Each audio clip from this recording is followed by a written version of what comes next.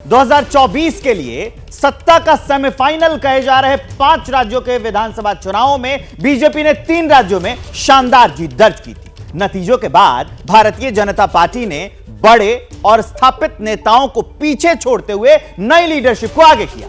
ठीक उसी की तर्ज पर देश की the grand old party Congress ने भी राज्यों में लीडरशिप में बड़े फेरबदल किए हैं। पार्टी को उम्मीद है कि युवा ब्रिगेड को कमान देने से पार्टी की डूबती हुई नैया उसको धार के किनारे लग जाएगी।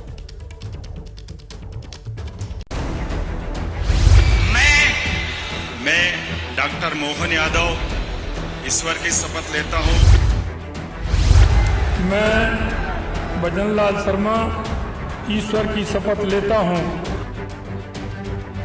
मैं विष्णुदेव साय ईश्वर की शपथ लेता हूं।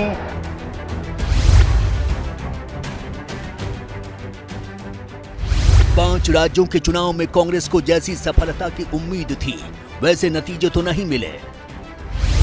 ऐसे में सत्ता से बेदखल हुई कांग्रेस में चुनाव के नतीजों के बाद थोड़ी निराशा तो है, लेकिन संगठन में बदलाव कर पार्टी ने नए जमाने की नई बयार बहाने की कोशिश की है। कांग्रेस आला कमान ने मध्य प्रदेश में कमलनाथ की जगह जीतू पटवारी को प्रदेश अध्यक्ष नियुक्त किया है। पूर्व राज्य मंत्री 48 साल के उमंग सिंघार को कांग्रेस विधायक दल का नेता चुना है, तो 38 साल के हेमंत कटारे को उपाध्यक्ष नियुक्त किया है। जीतू पटवारी ओबीसी समाज से आते हैं, उमंग सिंघार आदिवासी समाज से जुड़े हैं, वहीं हेमंत ब्राह्मण समाज से हैं। तो छत्तीसगढ़ कांग्रेस में लगातार बदलाव का दौर चल रहा है। छत्तीसगढ़ में कांग्रेस के दिग्गज नेता चरणदास महंत को विधायक दल का नेता नियुक्त किया गया है। हालांकि दीपक बैज को कांग्रेस प्रदेश अध्यक्ष के पद पर बरकरार रखा गया है। विधानसभा चुनाव में हार के बाद कांग्रेस ने यह फैसला तब लिया है जब राज्यों में मुख्यमंत्री के साथ ही डिप्टी सीएम शपथ ले चुके हैं। माना जा रहा है कि बीजेपी की तरह कांग्रेस ने जातीय संतुलन साधने की कोशिश की है। इस तरह से कांग्रेस ने एक तरह से जो मध्य प्रदेश में लंबे समय से पुराने नेताओं का वर्चस्व चला आ रहा था, कमलनाथ और दिग्विजय सिंह जी का, इन दो नेताओं का जो पूरी राजनीति पर, सिंधिया थे लेकिन सिंधिया तो चले गए बीजेपी में, अब उस युग से कांग्रेस मध्य प्रदेश में बाहर निकली है और एक तरह से नए लोगों को मौका दिया गया है। और दोनों आप देखिए, तीनों चेहरे जो हैं, 50 साल के जीतू पटवारी हैं, 49 साल के उमंग सिंघार हैं और 38 से 39 साल के हेमंत कटारे हैं। तो एक तरह से यंग नया चेहरा, और कोशिश ये की गई है, उन पर भरोसा जताया गया है जो थोड़ा जमीनी उस पर है। भले ही कांग्रेस पार्टी ने पुराने क्षत्रपों को साइडलाइन कर पार्टी के भीतर एक नई लकीर खींचने की कोशिश की है, लेकिन इसके बाद कांग्रेस पार्टी के अंदर नए सवाल खड़े हो गए हैं कि मध्य प्रदेश, छत्तीसगढ़ और राजस्थान के क्षत्रपों का अब क्या भविष्य है। भले ही 14 दिसंबर को छिंदवाड़ा में कमलनाथ ने कहा था कि मैं रिटायर नहीं होने वाला, लेकिन एबीपी न्यूज को कांग्रेस पार्टी के सूत्रों ने बताया कि फिलहाल पार्टी कमलनाथ को कोई पद देने के मूड में नहीं है। सूत्रों से मिली जानकारी के मुताबिक छत्तीसगढ़ में हार के बाद कांग्रेस का केंद्रीय नेतृत्व भूपेश बघेल से नाराज है। फिर भी पूर्व सीएम भूपेश बघेल को कांग्रेस विधायक दल का नेता बनाया जा सकता है। राजस्थान में पूर्व सीएम अशोक गहलोत को भी कांग्रेस विधायक दल के नेता की पदवी दी जा सकती है।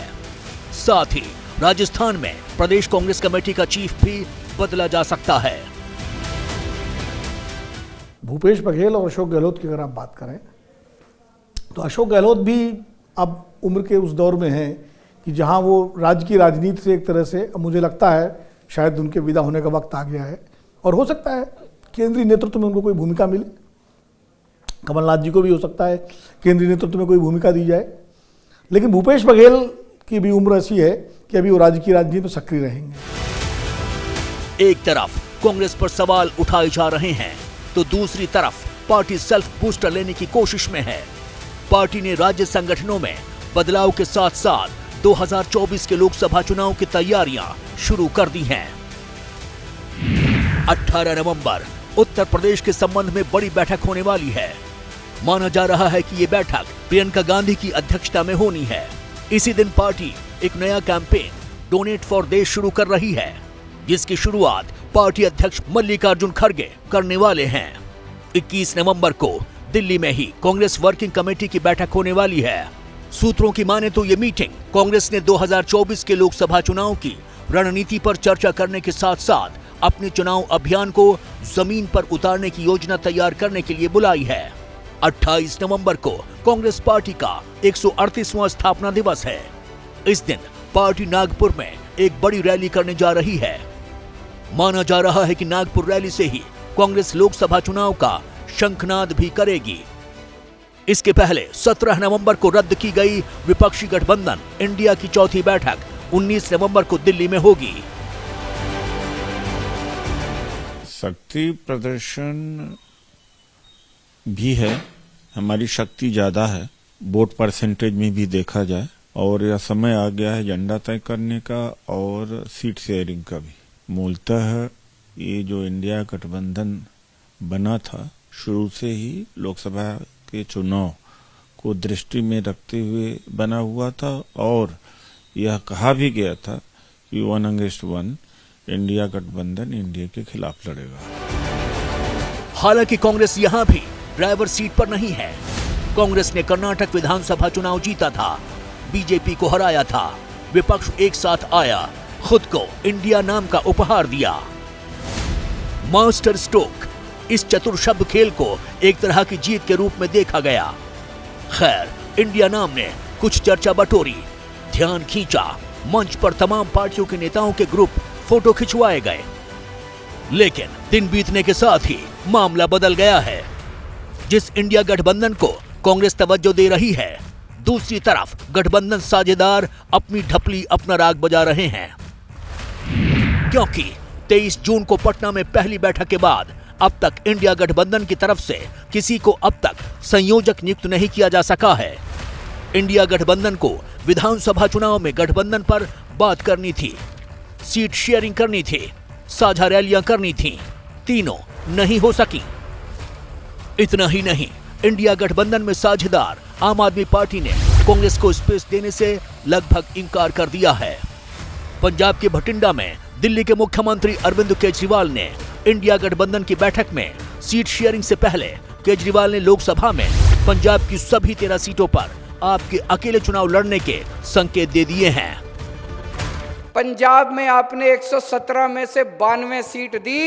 मेरा दिल कहता है अगली बार 117 में से 110 से ज्यादा सीट आएंगी आम आदमी पार्टी की। और अभी लोकसभा के अंदर चुनाव आ रहे हैं, 13 सीट पंजाब की है और 1 सीट चंडीगढ़ की है। 13 की 13 सीट आप आम आदमी पार्टी को दीजिएगा, हमारे हाथ मजबूत कीजिएगा। इसके पहले समाजवादी पार्टी प्रमुख अखिलेश यादव ने भी कांग्रेस को तेवर दिखाए थे और कांग्रेस को उसकी हैसियत दिखाते हुए सीट बंटवारे का ऑफर दिया था। इसी सप्ताह दिल्ली में अखिलेश यादव ने अपने संगठन की बैठक बुलाई थी, जिसमें नए सिरे से यूपी में गठबंधन के समीकरणों पर मंथन हुआ। बैठक के बाद अखिलेश का जो बयान आया है, वो आने वाले चुनावों में गठबंधन का नया रोड मैप प्रतीत हो रहा है। आम आदमी पार्टी की वहाँ सरकार है, विधानसभा में उनको प्रचंड बहुमत मिला, तो आम आदमी पार्टी दावा करेगी ज़्यादा सीटें लड़ने का, और कांग्रेस दावा करेगी कि जो 9 सीटें उसने लोकसभा में जीती थी 2019 में कम से कम 9 तो लड़ेगी, कि कांग्रेस भी लड़े, आम आदमी पार्टी भी लड़े 13 सीटें, और जो 13 में जो भी जीते, जो आम आदमी पार्टी जीते, जो कांग्रेस जीते, सब इंडिया गठबंधन की सीटें हो जाएं। तो ये कोई कुछ निकल सकता है। और इसको विश्वनाथ प्रताप सिंह ने एक नाम दिया था दोस्ताना लड़ाई, फ्रेंडली फाइट। तो हो सकता है कुछ फ्रेंडली फाइट जैसी भी स्थिति हो, लेकिन पंजाब में निश्चित रूप से इंडिया गठबंधन के सामने सीट शेयरिंग की एक बड़ी चुनौती है। कांग्रेस को इंडिया गठबंधन में साइडलाइन इसलिए भी किया जा रहा है क्योंकि कांग्रेस ने इन चुनावों में इंडिया गठबंधन के सहयोगी दलों को साथ लिए बगैर चुनावी मैदान में उतरने का फैसला किया था। ऐसे में भले ही कांग्रेस पार्टी अपने तेवर और क्लेवर बदलने में लगी है, लेकिन 5 राज्यों में से मध्य प्रदेश, छत्तीसगढ़ और राजस्थान में कांग्रेस की हार के साथ ही विपक्ष के इंडिया गठबंधन को लेकर कई तरह के सवाल उठने लगे हैं।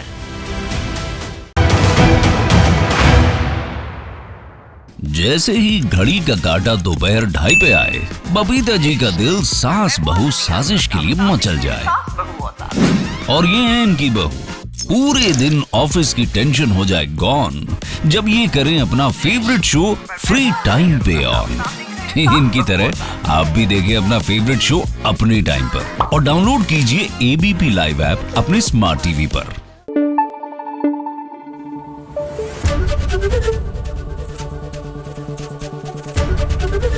एबीपी न्यूज आपको रखे आगे।